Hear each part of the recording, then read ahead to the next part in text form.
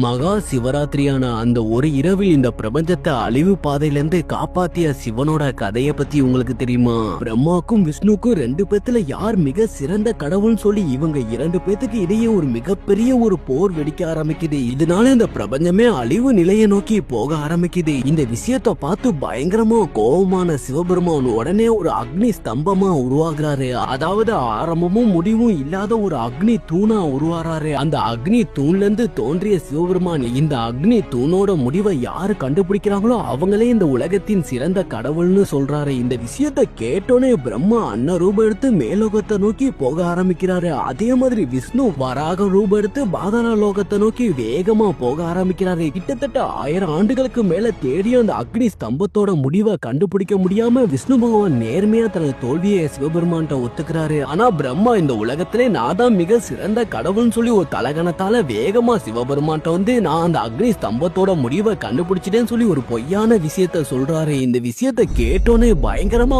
கோபமான சிவபெருமான் உடனே கால பைரவர் அவதாரம் எடுத்து பிரம்மாவோட ஒரு தலைய வெட்டி வீசுறாரு. இதனால பிரம்மாவோட அகங்காரம் அப்படியே குறையுது. இருந்தாலும் அக்னி ஸ்தம்பமா உருவான சிவபெருமான் பயங்கர ஆக்ரோஷமா இருக்க ஆரம்பிக்கிறார். இதனால அக்னி ஸ்தம்பத்திலிருந்து சிவபெருமானோட ஆற்றலை குறைக்கிறதுக்காக தேவர்கள் சிவபெருமானுக்கு நீராலையும் பாலாலையும் இந்த உலகத்திலே முதலில் ஒரு சிவலிங்கம் தோன்றி அந்த சிவலிங்கத்துக்கு அபிஷேகம் பண்ண ஆரம்பிக்கிறாங்க. இதுதான் இந்த உலகத்திலே சிவலிங்கத்துக்கு பண்ண முதல் ருத்ர அபிஷேகம். இது திருவண்ணாமலையில நடந்துச்சுன்னு ஒரு விஷயத்தை தெரிஞ்சுக்கங்க. அதே மாதிரி தேவர்கள் ரொம்பவும் பலவீனமா இருக்கப்ப பார்க்கடலை கடைஞ்சு அமிர்தத்தை எடுக்கிறதுக்காக தேவர்கள் முயற்சி பண்ணிக்கிருந்தாங்க. எல்லாரும் அமிர்தம் வரப்போதுன்னு ஆவலா இருக்கப்ப அசுகி நாகம் ஒரு கொதிக்கும் ஒரு பயங்கரமான விஷத்தை கக்குறாங்க. அந்த விஷத்தால இந்த பிரபஞ்சமே அழிவு நிலையை நோக்கி போக ஆரம்பிக்குது. இந்த விஷயத்தை பார்த்த சிவபெருமான் உலகத்தை காப்பாத்துறதுக்காக அந்த விஷத்தை தனக்குள்ள எடுத்துக்கிறாரு. இருந்தாலும் அந்த விஷம் சிவபெருமானுக்குள்ள போனோனே சிவபெருமான் உடலே பயங்கர வெப்பமா மாற ஆரம்பிக்குது. இந்த விஷயத்தை பார்த்த தேவர்கள் சிவபெருமானோட வெப்பத்தை குறைக்கிறதுக்காக நீராலையும் பாலாலையும் வில்வ இலைகளால விடிய சிவபெருமானுக்கு அபிஷேகம் பண்ண ஆரம்பிக்கிறாங்க.